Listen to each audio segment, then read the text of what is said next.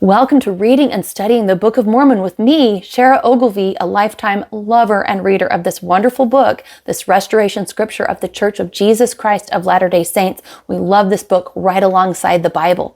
Now, if you come from another faith tradition or from no tradition at all, I'm thrilled to have you here. I personally love to learn about other scriptures, other belief systems, all religions. I love seeing what God is doing with all of us, his beloved children on this earth. He has something for each of us, and he has gifts that he spreads among us, and he asks us to share so that we can all learn and grow from each other. One of the things that we have as a Church of Jesus Christ of Latter-day Saints is the Book of Mormon. It testifies of Jesus Christ, and it shows us more wonderful spiritual treasures. This is a book I have loved my entire life. So we're going to be studying Mosiah Chapter 8, and just as a reminder, this is a 239 chapter book, and we are on day 78, I think, of reading this book. So we're getting through it. And if you want to catch up on old episodes, just see my Book of Mormon podcast playlist, and also see the description for ways you can get a hold of a copy of your own. Very easy to get a hold of a copy, even just an app. There's an app of the Book of Mormon if you want to follow along with that. So, okay, we just finished chapter 8 recently, where the people of Ammon and a set of other explorers left the people of Zarahemla and went off exploring, looking for a group of their brethren that had gone out to reclaim their land from the Lamanites. And these people hadn't been heard from, and so these explorers went and found them, and they had actually, this previous group of people that had gone out looking for their old land to reclaim it, they'd actually been brought into captivity by the Lamanites. So they found their brethren out there, but they're captive, paying 50% tax to the Lamanites, and these explorers that came from the land of Zarahemla are being hailed as potential rescuers, as the people in captivity are saying, please come bring armies and free us. We're tired of being under Lamanite rule. And as they have been talking, the king has talked to the people and said, hey, look, Ammon and his brethren are here to release us from bondage. And that's kind of where we left off last time. But also the king was telling his people about a prophet that had come among them, reminding them of Abinadi, who had been martyred preaching Christ. There's a few crisscrossing plots here. But all right, we're going to pick things back up here in chapter 8, where Ammon teaches. Now, Ammon, the explorer, is teaching the people of Limhi, the people that he's run across with his other explorer compatriots. He's run across these people of Limhi, and Limhi is allowing Ammon to now teach his people.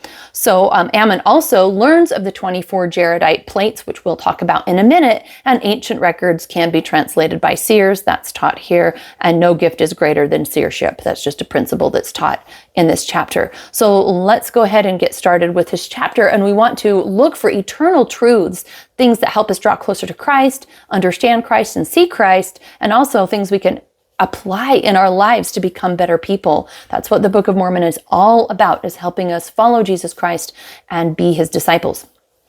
Okay, verse 1, it came to pass that after King Limhi had made an end of speaking to his people, for he spake many things unto them, and only a few of them have I written in this book, he told his people all the things concerning their brethren who were in the land of Zarahemla.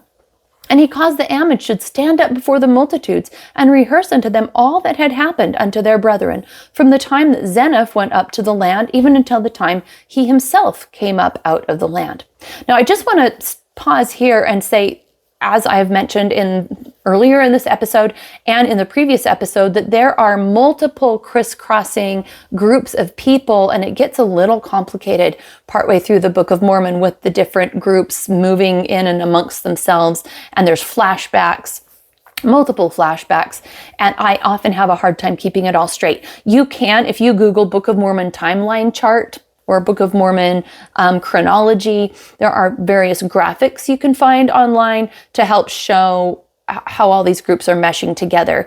I often find it interesting to figure it all out, and it is definitely comprehensible, but I find it the most useful just to look within the chapter for the correct principles being taught without hyper-focusing too much on all the crisscrossing timelines just because my brain sometimes fries. Although sometimes it is really interesting to go back and reconstruct different things that have happened because there's some truths that can be taught there.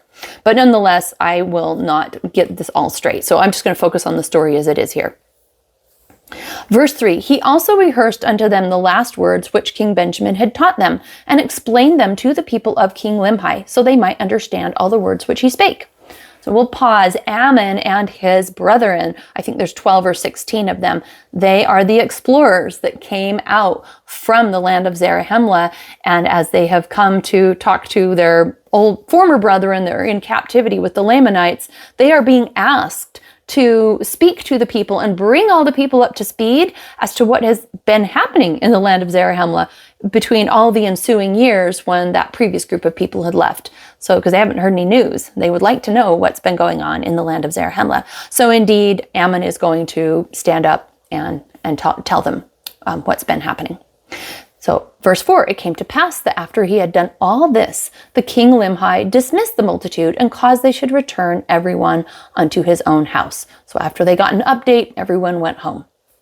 And it came to pass he caused that the plates which contained the record of his people from the time they left the land of Zarahemla should be brought before Ammon that he might read them. So he's asking Ammon, the explorer who came to visit, now I want to bring you up to speed on everything. I'm going to give you these records to read. As soon as Ammon had read the record, the king inquired him to know if he could interpret languages. And Ammon told him he could not. The king said unto him, being grieved for the afflictions of my people, I caused that 43 of my people should take a journey into the wilderness, that thereby they might find the land of Zarahemla, that we might appeal unto our brethren to deliver us out of bondage. So here again, we have another group of people leaving that Ammon and the explorer brethren came and found the people of King Limhi, but he had, previous to this, sent some of his people out looking for the land of Zarahemla, but they didn't find Zarahemla.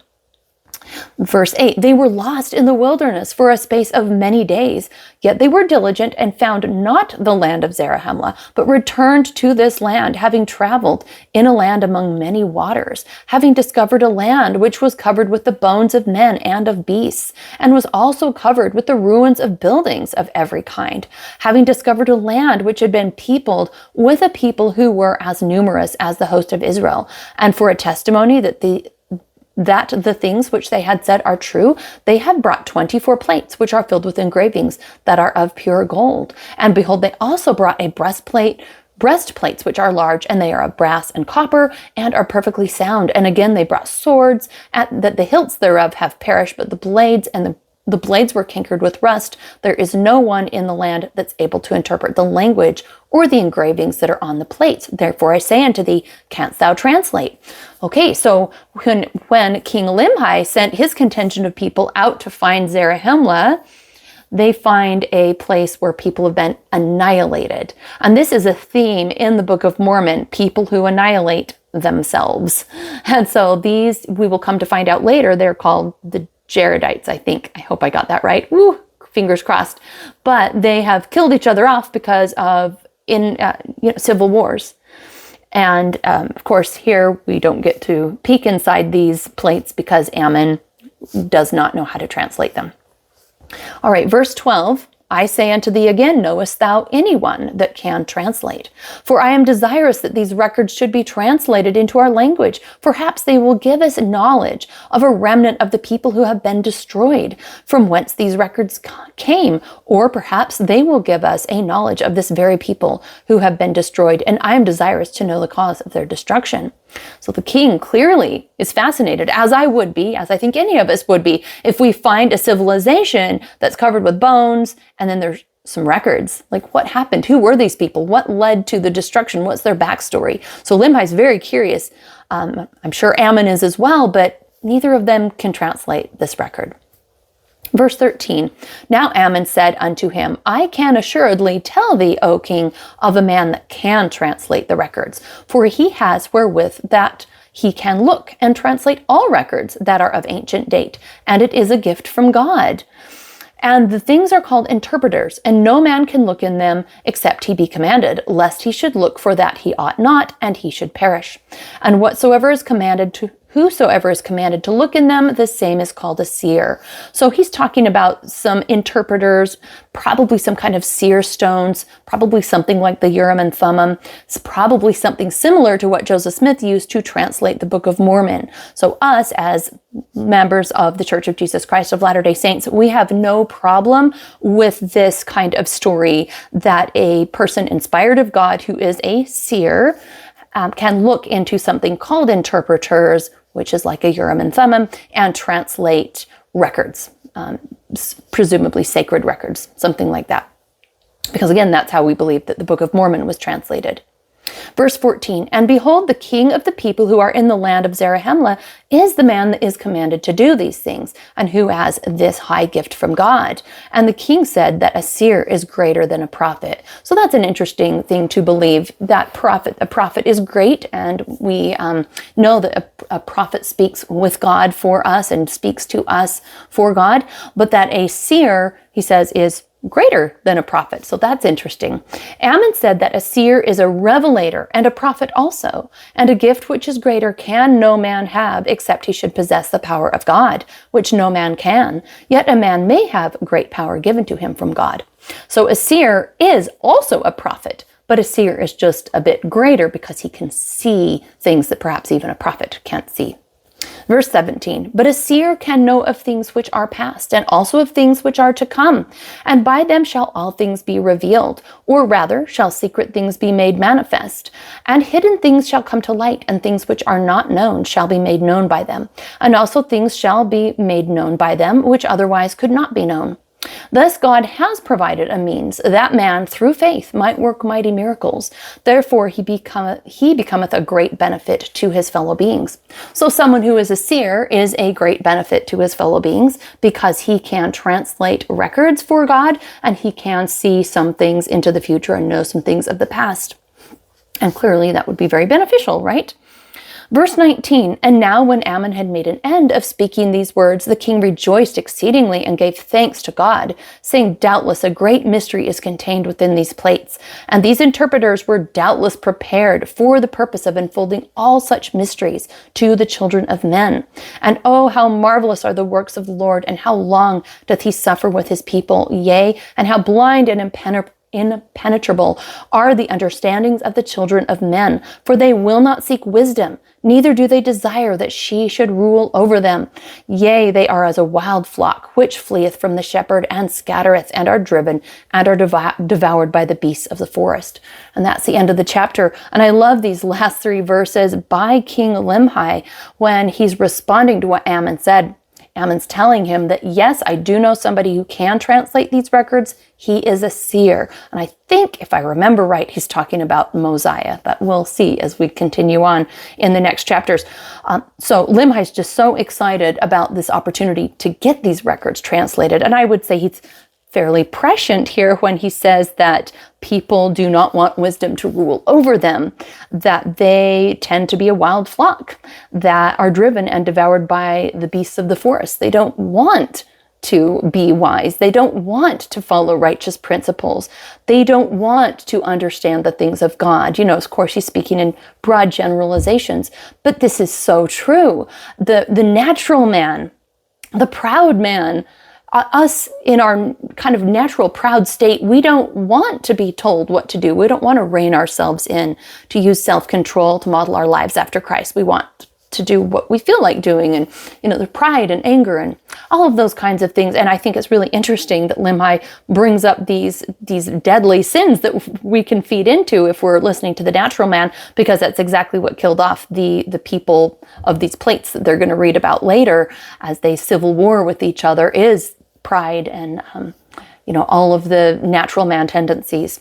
And I love how he points out that we are blind and impenetrable, that we do not seek wisdom, like I say, but the Lord is long suffering. How marvelous are the works of the Lord, how long he does suffer with his people. And I love that because it's so true that God knows us. He knows that we're stubborn and difficult, but he is patient and merciful. Now, we shouldn't try his patience any longer than we have to. As soon as we know better, we should do better. And being humble and following Jesus Christ is much happier than being stubborn.